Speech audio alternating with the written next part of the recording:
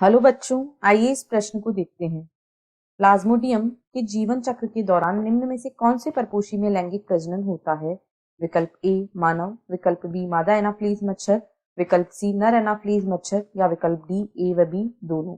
इस प्रश्न की जो मुख्य अवधारणा वह है मलेरिया। यहाँ हम देखेंगे कि मलेरिया किस संक्रामक जीव के द्वारा होता है, कौन इसके संक्रमण को करता है। तो मलेरिया जो होता है यह मुख्यतः प्लाज्मोडियम नामक प्रोटोजोआ से होने वाला एक विकार है या एक बीमारी है जो कि प्लाज्मोडियम नामक प्रोटोजोआ से होती है। मलेरिया प्लाज्मोडियम से होती है, परंतु मादा एनाफ्लीज जो होता है, मादा एनाफिलीज मच्छर, यह प्लाज्मोडियम के वाहक के रूप में कार्य करता है। यहाँ हम प्लाज्मोडियम के जीवन चक्र को देखते हैं इस चित्र के माध्यम से।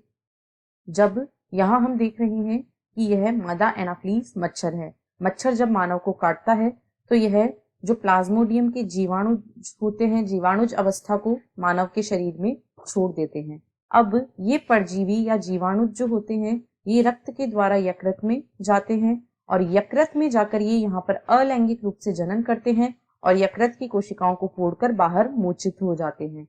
अब ये बाहर निकलकर लाल रक्त कोशिकाओं मनुष्य की आरबीसी को संक्रमित करते हैं और वहां पर अलैंगिक रूप से जनन करते हैं और यहाँ से जब ये मोचित होते हैं तो ये हीमोजोइन कण को छोड़ते हैं और इस हीमोजोइन कण के कारण ही जो ठिठुरन के साथ में बुखार होती है उसका कारण यही है। अब इस प्रकार बुखार, ठिठुरन का होना, ये इन सभी लक्षणों का एक चक्र प्रारंभ हो जाता है और इस प्रकार मोचित परजीवी नई रक्त कोशिकाओं को भी संक्रमित कर सकते हैं।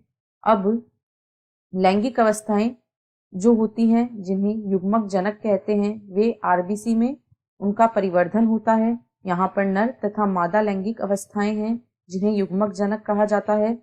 अब यहाँ तक हमने जो देखा यह सारी प्रक्रिया मानव परपोषी में होती है। प्लाज्मोडियम जो होता है वह दो जीवों में अपना जीवन चक्र पूरा करता है। उसका एक परपोषी मानव होता है तथा द्वितीय परपोषी मच्छर होता है। यहाँ तक का जीवन चक्र वह मानव शरीर में पूरा करता है। उसके बाद में युग्मक जनन होता है और युग्मक जो होते हैं वे मादा मच्छर रक्त आहार के साथ युग्मक जनकों को भी अंदर ले जाती है।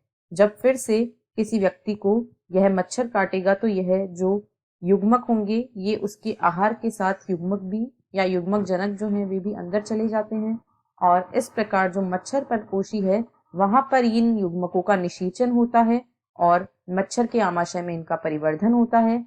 उसके बाद में परिवर्धन के बाद में जब संक्रामक अवस्थाएं जिन्हें जीवाणुज कहा जाता है वे आंत्र से निकल जाती हैं और मच्छर की लार ग्रंथियों में चली जाती हैं और जैसे ही यह मच्छर फिर से किसी मनुष्य को काटता है तब ये जीवाणुज मानव के शरीर में पुनः चले जाते हैं।